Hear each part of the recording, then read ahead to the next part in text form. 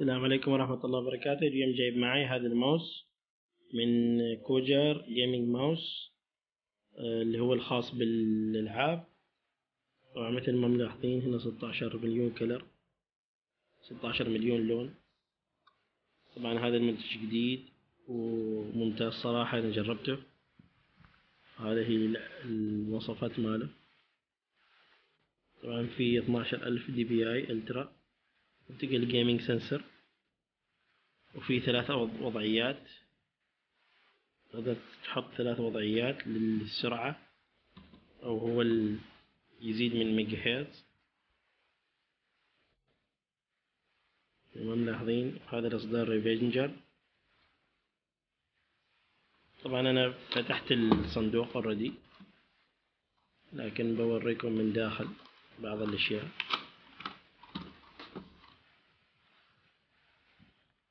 طبعا هذا مثل ما ملاحظين هذا الضمان.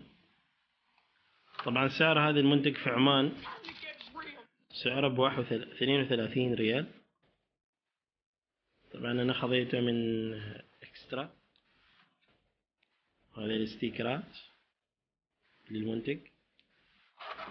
طبعا أنا بطلت خلاص وجربته، وسريع ممتاز جدا، وينفع الألعاب مثل باتل فيلد، مثل الألعاب اللي هن راح أقرأ لكم إياهن.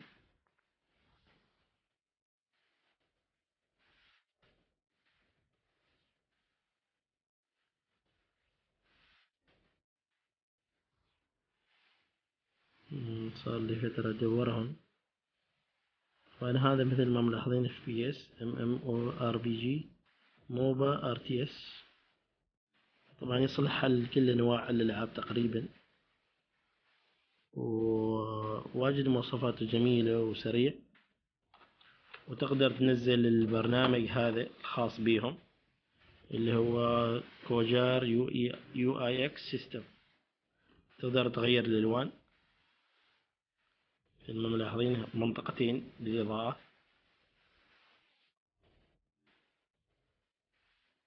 هذا هو شكله. راح أوريكم فيديو صغير عنه، كيف الأزرار ماله وكذا.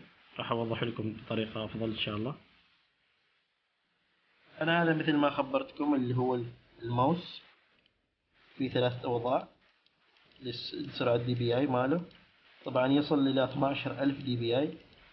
طبعا هذا رقم خيالي بالنسبة للماوس. طبعا هذا مثل ما ملاحظين RGB في منطقتين أو 3 مناطق، 1 2، الثالثة اللي هي قدام. وفي هنا أزرار تقدر تحط أنماط مثل اللعبة معينة، تقدر تغير لها الأزرار، مثلا تخلي مثلا من هنا شوتينج، أو مثلا سنايبر، أو أي حاجة. طبعا أنا جربته على بعض الألعاب مثل باتل فيلد 1، وجربته على كول اوف ديوتي، وجربته على فورتنايت. صراحة ممتاز وجميل، وفي إعدادات كثيرة تقدر تعدل وترتب وكذا، تحط أنماط وتغير الإضاءات. بس هذا بشكل سريع. شكرا على المشاهدة، ونتمنى الدعم الدائم. ونلاقيكم في فيديو آخر بإذن الله تعالى.